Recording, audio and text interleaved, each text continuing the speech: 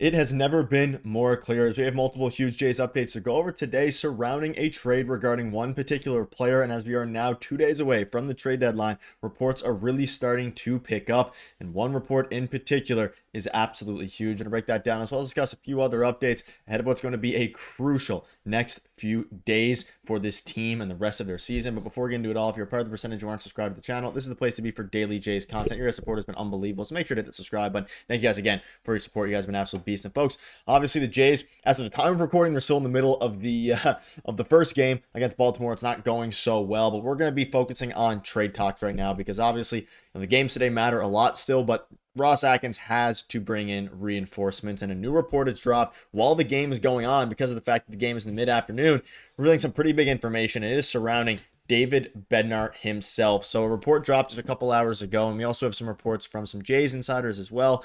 But Jon Morosi came out and said the Blue Jays and Pirates have discussed trade possibilities that would involve a reliever going to Toronto. Sources say David Bednar and Dennis Santana are Pittsburgh's top bullpen trade candidates. Both are eligible for free agency after 2026. So Jon Morosi coming out and basically saying the Jays are trying to get David Bednar from the Pittsburgh Pirates. And obviously Jon Morosi was the infamous one with the Ohtani situation, things like that. But since then, he has been right on the money. He was the first of the Anthony Santander signing. He's been first to a lot of things with the Jays since then. And when he speaks, you kind of have to listen here. And regarding David Bednar, this is very good, news for the Toronto Blue Jays. Their bullpen has been very beat up as of late. The starting pitching's in trouble as well. They're going to need to get some more starters here at the deadline, hopefully as well. But specifically surrounding David Bednar, the Jays need another back-end bullpen guy. Eric Swanson got DFA'd. Jimmy Garcia is going to be hurt for a while. Nick Sandlin's making his way back, but he's been hurt for a while. And this team has been dealing with so many injuries, whether that be Alejandro Kirk now, George Springer, Dalton Varsho, Jimmy Garcia, Nick Sandlin. It's been Anthony Santander, of course. It's been really, really bad.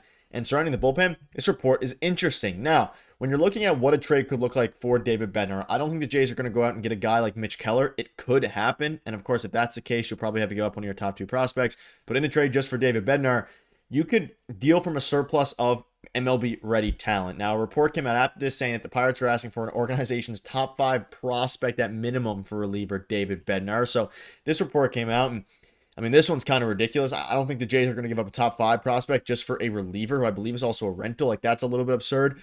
But at the same time, David Bednar is really good. Looking at his stats this year, a 97.1 mile per hour fastball average, 88th percentile velo, strikes out a ton, throws really fast. The Jays are also linked to Ryan Helsley, who throws some of the fastest in baseball as well. But on the left side, they're looking at his stats this year, 2.37 ERA. Last year was a bit of a blip year. But other than that, he's been linked to the Jays for a while, and he's been an elite reliever for a while. So on the surface, would I love it? Yes. Do I think the Jays are going to give up a crazy prospect? I don't think so. We know Shadavidi came out the other day and said they're trying to do something significant just with the way that everything is going. But at the same time, and in the same vein here, you have to be cautious about giving up your top 5 prospects. I don't think doing so for a reliever like Bednar is the case. Maybe you could convince yourself to give up some top 5 prospects for a guy like Johan Duran or Mason Miller. Mason Miller has control. Duran has control as well, just a little bit less. I would like to do that. For David Bednar or Ryan Helsley, I would not do that. What I would do is give up some of your major league talent. You can see here a report dropped just a little bit ago surrounding the Toronto Blue Jays and specifically some of their big league guys. And he says the area where the Blue Jays appear to have the most depth is in their position players. And I believe this is from Mitch Bannon. Basically goes on to say that they are going to be willing to deal from their surplus of that. In the second paragraph there, so much so that rival teams see this as an area of organizational strength and wonder about possible trades involving the like of Jonathan Clase, Joey Loperfido, etc. And that's where things become very interesting. And I've been talking about it on the channel for a while. Loperfido has been crucial to this team, especially as of late. Might be a good time to sell high on him. He's having an unbelievable breakout season, really, in his brief period of time. Would a Bednar for Joey Loperfido swap make sense? There's a lot of rumblings about it. I think it would. If you're Pittsburgh, you get a high upside outfielder. If you're the Jays, you get an elite back-end bullpen guy to help you finish out the season. I like it a lot. And the problem, though, is that you have to assume in this case that, Nathan Lucas will continue his production and that Dalton Varsho will get healthy, all these different things, because he is a left-handed outfielder, and the Jays do have a lot of those once Varsho returns this weekend. But at the same time, he's been the best hitting one out of the bunch, especially as of late. So it's very intriguing, the Joey Loperfido stance of it. I do want to see David Bednar be a Blue Jay. I do want to see a guy like Ryan Helsley be a Blue Jay. And most importantly, I want to see someone like Mackenzie Gore be a Blue Jay and then really go all in here, because at the end of the day, they have a very high floor, and you can see at the bottom, they have Berger, Lucas, Straw, Loperfido, and you add Varsho into that, one of those guys is expendable. Of course, Berger's not expendable. Nathan Lucas, older, probably doesn't have a ton of value. Same with Miles Straw. It's really between, Joey Loperfido, Will Wagner, Jonathan Clase down there in AAA, and, I mean, Davis Schneider maybe even, but I think they like his right-handed bat off the bench against lefties. It's going to be interesting to see what the package ends up being. And, Loperfido would probably be a top 5 prospect if he was still a prospect. He's, of course, since graduated from the system. So it's going to be interesting there. And again, this is a report from Ken Rosenthal that dropped as well, saying amid the Toronto Blue Jays search to add pitching, the Jays have indicated a willingness to trade big league position players. So it seems that guys like, you can see there, Joey Loperfido, Will Wagner, Leo Jimenez, who I don't think would have a ton of value. It seems like Joey Loperfido is the wave at this point. It goes on to say that with Andres Jimenez and Dalton Varsho set to return from injury next month, the Jays face an impending roster crunch. Loperfido, Will Wagner, Leo Jimenez can be optioned, or the Jays could dip into that MLB depth to fill the pitching needs. And they have tons of outfield options as well. Something to keep in mind, like we have Jonathan Clase, Alan Rodin down in AAA. So if for whatever reason, Dalton Varsho gets set back or he gets hurt again or something like that, you have other guys able to come up. You have 2 lefties, obviously Clase being a switch hitter and Alan Rodin being a lefty.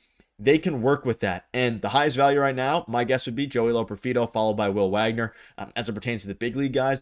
Again, they could trade Davis Schneider to maybe a team, but for the Pirates, it would make sense to get, trade for a guy who has shown success at the MLB level. And would this be a blockbuster move? No. Would it be a huge move? Absolutely. David Bednar is an elite reliever, and he's only 30 years old. He would help this team, but also give them some velocity to the bullpen, which is something I think they desperately need. They don't really have anyone who throws 100. Like Hoffman can touch it sometimes, right? But it's all interesting. And there's going to be, Ben Nicholson Smith also came out. Let's dive into the Ben Nicholson Smith report that also said that they are looking, sources said they're interested in David Bednar and Anthony Bender. So a report came out from Ben Nicholson Smith right after the John Morosi one.